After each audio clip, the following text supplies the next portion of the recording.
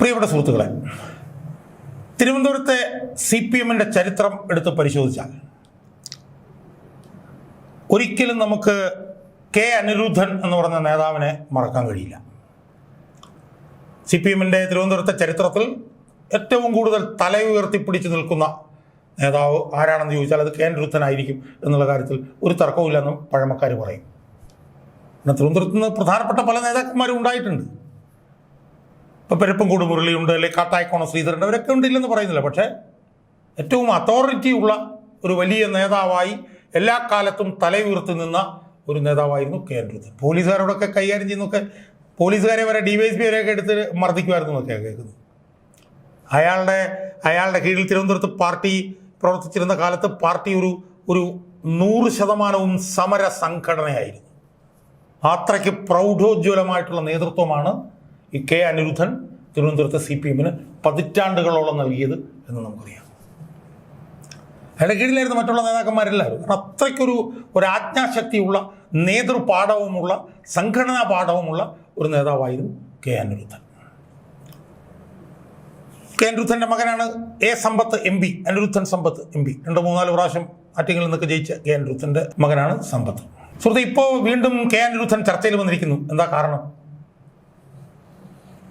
തിരുവനന്തപുരത്തെ പാർട്ടിയിൽ ഏറ്റവും വലിയവനായിരുന്ന കെ അനിരുദ്ധൻ്റെ രണ്ടാമത്തെ മകൻ കസ്തൂരി അനിരുദ്ധൻ, അയാൾ ഹിന്ദു ഐക്യവേദിയുടെ തിരുവനന്തപുരം ജില്ലാ പ്രസിഡന്റായിരിക്കുന്നു. എന്താണ് ഹിന്ദു ഐക്യവേദി? ഹിന്ദു ഐക്യവേദി എന്ന് പറഞ്ഞാൽ എക്സ്ട്രീം റൈറ്റ് ആയിട്ടുള്ളൊരു പാർട്ടിയാണ്. അത് BJP അല്ല, RSS അല്ല, അതിനേക്കാളുമൊക്കെ തന്നെ അടിമുടി ഈ പറഞ്ഞതുപോലെ പിന്നെ വലതുപക്ഷമായിട്ടുള്ള ഒരു സംഘടനയാണ്.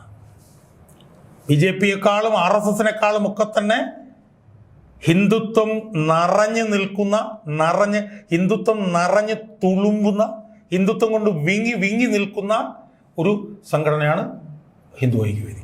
അതിൻ്റെ പ്രസിഡന്റാണ് എന്താണ് അവരുടെ പേരെന്താണ്, ശശികല ടീച്ചർ. അവരെ വമിക്കുന്ന ഈ ഹിന്ദു വർഗീയതയുടെ വിഷയം എന്താണെന്ന് നമ്മൾ എത്രയോ തവണ കണ്ടിട്ടുള്ളതാണ്. ആ ഏറ്റവും വലതുപക്ഷവൽക്കരിക്കപ്പെട്ട ഹിന്ദു ഐക്യവേദിയുടെ തിരുവനന്തപുരം ജില്ലാ പ്രസിഡന്റായി ഈ കെ അനിരുദ്ധൻ എന്ന് പറഞ്ഞ തിരുവനന്തപുരത്തെ ഏറ്റവും വലിയ CPM നേതാവിൻ്റെ രണ്ടാമത്തെ മകൻ നിയമിതനായിരിക്കുന്നു എന്നുള്ളതാണ് നമ്മുടെ ഇന്നത്തെ ചർച്ചാ വിഷയം. ഞാൻ മനസ്സിലാക്കിയെടുത്തോളം 80-കളിലോ മറ്റോ തിരുവനന്തപുരം സർക്കാർ എഞ്ചിനീയറിംഗ് കോളേജിലെ SFIയുടെ യൂണിറ്റ് സെക്രട്ടറിയും SFIയുടെ യൂണിയൻ ചെയർമാനുമായിരുന്നു ഈ കസ്തൂരി അനിരുദ്ധൻ. ആ അനിരുദ്ധനാണ് ഇന്ന്. അപ്പോൾ നമുക്ക് ചിന്തിക്കാൻ പോലും കഴിയില്ല. അനിരുദ്ധൻ്റെ ഇപ്പം സമ്പത്ത് പോട്ടെ, സമ്പത്തിനൊന്നും നമ്മളത്ര കാര്യമായിട്ട് കണക്ക് കൂട്ടിയില്ല.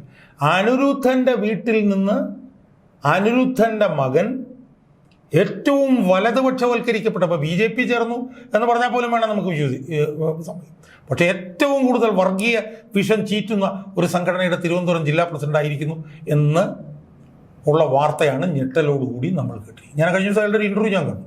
സഖാവ് എന്നുള്ളൊരു ഭയങ്കര ഒരു ഹിന്ദുത്വ പദമാണ് എന്നാണ് അദ്ദേഹം ആ ഇൻ്റർവ്യൂവിൽ പറഞ്ഞ് ഫലിപ്പിക്കാൻ. സഖ എന്ന് പറഞ്ഞാൽ അത് ഒരു ഹിന്ദു ഇതിൽ അധിഷ്ഠിതമായ ഒരു പദമാണെന്നൊക്കെ അനിരുദ്ധൻ്റെ മകൻ എന്ന് പറയുന്നിടപ്പോൾ തലേ കൈവച്ച് പോയി. സുഹൃത്തുക്കളെ, എനിക്കിവിടെ പറയാനുള്ളത്, ഇത് വളരെ ഗൗരവതരമായിട്ടുള്ള ഒരു മാറ്റത്തിൻ്റെ ഒരു പരിച്ഛേദമാണ് ഇത് എന്നാണ് എനിക്ക് സൂചിപ്പിക്കാനുള്ളത്. നമ്മളെല്ലാവരും ഇവിടെ പറഞ്ഞുകൊണ്ടിരിക്കുന്നത് കോൺഗ്രസിൻ്റെ വോട്ട് മുഴുവൻ BJP-യിലേക്ക് പോകും, കോൺഗ്രസ് ഇല്ലാതാകാൻ പോകും, കോൺഗ്രസിൻ്റെ വോട്ട് മേടിച്ച് BJP ജയിക്കാൻ പോകും.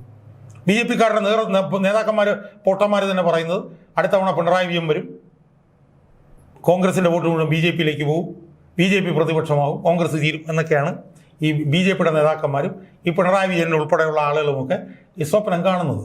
എന്നാൽ യഥാർത്ഥത്തിൽ കേരളത്തിൽ എന്താണ് നടന്നുകൊണ്ടിരിക്കുന്നത് എന്നുള്ളതിൻ്റെ ഒരു ക്രോസ് സെക്ഷനായിട്ട് വേണം ഈ അനിരുദ്ധൻ്റെ മകൻ കസ്തൂരി അനിരുദ്ധൻ ഹിന്ദു ഐക്യവേദി പോയതിനെ കാണാൻ. ഞാൻ സൂചിപ്പിക്കുന്നത്, കേരളത്തിൽ നിന്ന് നടന്നുകൊണ്ടിരിക്കുന്ന ഏറ്റവും പ്രധാനപ്പെട്ട ഒരു രാഷ്ട്രീയ മാറ്റം എന്ന് പറയുന്നത് കേരളത്തിലെ പതിറ്റാണ്ടുകളായി CPM-ൻ്റെ പുറകിൽ പാറ പോലെ ഉറച്ചു നിന്നിരുന്ന ഈഴവ വോട്ട് ബാങ്ക് ഉണ്ടല്ലോ.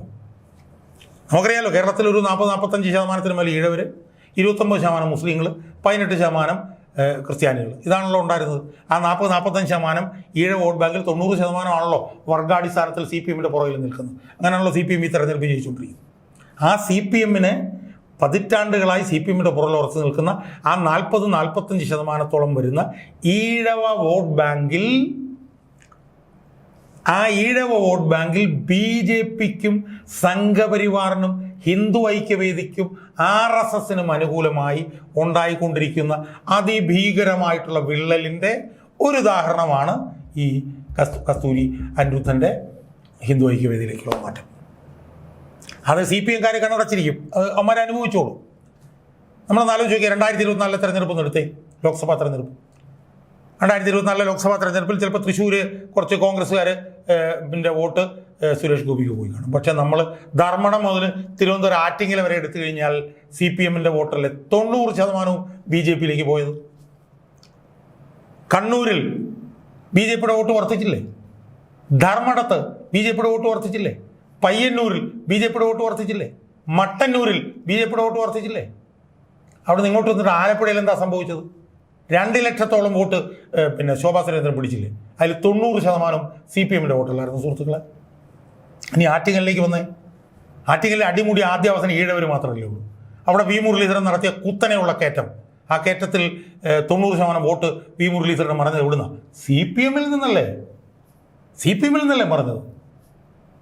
അപ്പോൾ ഈ പൊട്ടന്മാർ വിചാരിച്ചുകൊണ്ടിരിക്കുന്നത് കോൺഗ്രസ്സുകാരൻ്റെ വോട്ടെല്ലാം BJP കൊണ്ടുപോകും, CPM-ന്റെ വോട്ടെല്ലാം അവരുടെ പെട്ടി കിടക്കും, അതുകൊണ്ട് CPM-ന് ഇനി ഒന്നുകൂടെ ഭരിക്കാം, കോൺഗ്രസ്സുകാരൻ തീർന്നു പോകുന്നതാണ് ഈ CPM-കാരനും BJP-കാരനും സ്വപ്നം കാണുന്നത്. പക്ഷേ ഫലത്തിൽ വലിയ തോതിലുള്ള വോട്ട് ചോർച്ച ഉണ്ടായിക്കൊണ്ടിരിക്കുന്നത് CPM-നെ പതിറ്റാണ്ടുകളായി പിന്തുണച്ചു കൊണ്ടിരുന്ന ഈഴവ വോട്ട് ബാങ്കിൽ നിന്നാണെന്നുള്ളത് തിരിച്ചറിയാനുള്ള ബുദ്ധി എവൻ്റെ ഒന്നും തലയ്ക്കകത്ത് ഇതുവരെ ഇല്ല.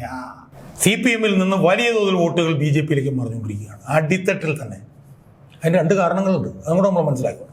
ഒന്ന്, കേരളത്തിലെ സംഘപരിവാര ശക്തികൾ ഏറ്റവും കേന്ദ്രീകരിച്ച് പ്രവർത്തിക്കുന്നത് ഈ ഈഴവരുടെ ഇടയിലും അതുപോലെ തന്നെ പട്ടികജാതി പട്ടികവർഗ ആദിവാസികൾക്കിടയിലാണെന്നുള്ളത് നമ്മൾ മനസ്സിലാക്കണം. ഒരു ക്രിസ്ത്യാനികളുടെ ഇടയിലും പ്രവർത്തിക്കുന്നുണ്ടില്ലെന്ന് ഞാൻ പറയുന്നില്ല. പക്ഷേ ഏറ്റവും സുസംഘടിതമായി സംഘപരിവാരങ്ങൾ, അത് BJP ആകട്ടെ, RS ആകട്ടെ, ഹിന്ദു ഐക്യവേദി ആകട്ടെ, അവർ പ്രവർത്തിക്കുന്നത് ഒന്ന് ഈഴവരുടെ ഇടയിൽ, OBC-യുടെ ഇടയിൽ, 2 SC-കളുടെ, ഷെഡ്യൂൾ കാസ്റ്റിൻ്റെ ഇടയിൽ, ഷെഡ്യൂൾ ട്രൈബിൻ്റെ ഇടയിൽ, ആദിവാസികളുടെ ഇടയിലൊക്കെയാണ് അവർ സുസംഘടിതമായി പ്രവർത്തിച്ചുകൊണ്ടിരിക്കുന്നത്. ആ പ്രവർത്തനത്തിൻ്റെ ഒരു ഫലമാണ് ഈ CPM-ൽ നിന്നുള്ള ഈ വോട്ട് ചോർച്ച. രണ്ടാമത്തെ ഒരു കാരണമുണ്ട്, അത് വളരെ നിർണായകമാണ്. അതെന്താണ്?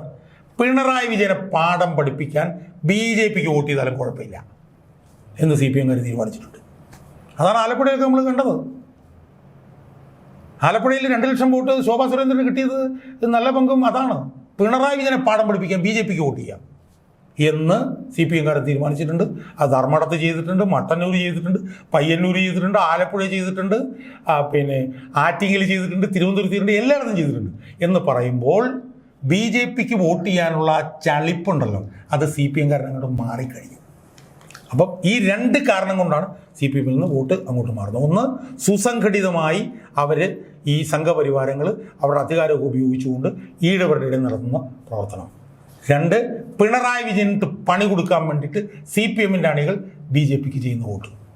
ഇത് 2ഉം കൊണ്ട് ഒരു സംശയവും വേണ്ട, CPM-ന്റെ ഈഴവ വോട്ട് ബാങ്കിലേക്കുള്ള BJP-കാരൻ്റെ കടന്നുകയറ്റം സുസംഘടിതമായിരിക്കുകയാണ്.